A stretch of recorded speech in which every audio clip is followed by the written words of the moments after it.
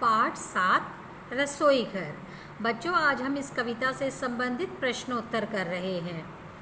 पहला प्रश्न है इसमें, रसोई घर की खिड़की किसने खोली है। तो कविता में बताया गया है कि आज रसोई घर की खिड़की मुन्ना मुन्नी खेल रहे हैं। तो रसोई घर की खिड़की मुन्ना और मुन्नी ने खोली है। तो आप इसका उत्तर इस प्रकार लिखेंगे, केवल आप लिखेंगे मुन्ना और मुन्नी ने। ठीक है, पूर्ण वाक्य में उत्तर लिखने की अभी आवश्यकता नहीं है। आपने इसका उत्तर लिखना है मुन्ना और मुन्नी ने। दूसरा प्रश्न है, रसोई घर में कौन कौन आपस में बातचीत कर रहे हैं।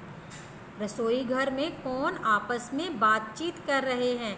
तो कविता पढ़ने पर आपको पता चल गया होगा कि अंदर देखा चकला बेलन चाकू छलनी बोल रहे हैं। तो 4 चीज़ें हैं ये, चकला, बेलन, चाकू और छलनी आपस में बातचीत कर रहे हैं।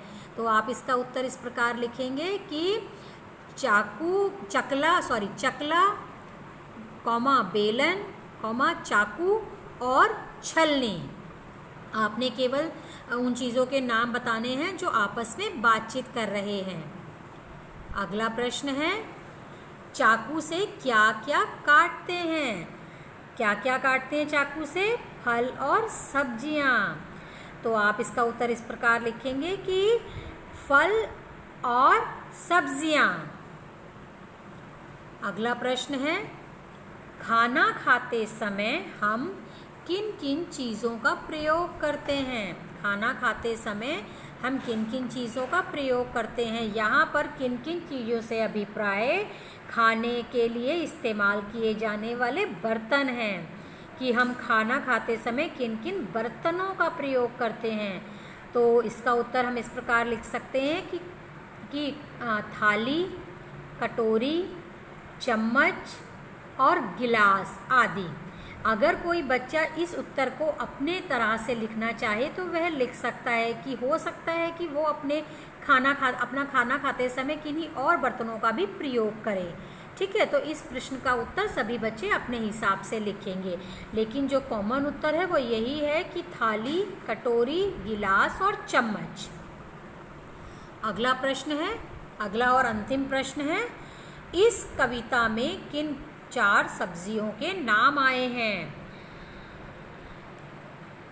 तो इस कविता में 4 सब्जियों के नाम कौन कौन से हैं। जब आप सेकंड पैराग्राफ पढ़ोगे कि मैं चाकू सब्जी फल काटूं, टुकड़ा टुकड़ा सब में बांटूं, गाजर मूली प्याज टमाटर छीलो काटो रखो सजाकर। तो ये 4 सब्जियां हैं, गाजर, मूली, प्याज और टमाटर।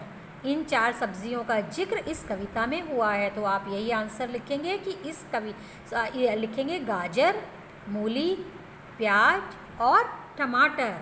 तो इस प्रकार आपने इन प्रश्नों के उत्तर पूरे करने हैं। इसे अपनी कॉपी में आपने बहुत ही साफ और सुंदर ढंग से लिखना है।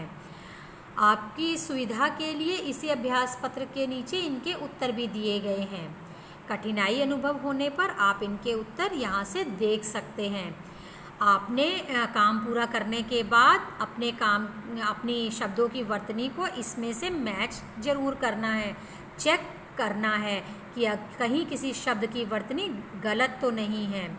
और आपने इस काम को 5 बजे से पहले हिंदी होमवर्क ग्रुप में भेज देना है। तो आज के लिए बस इतना ही।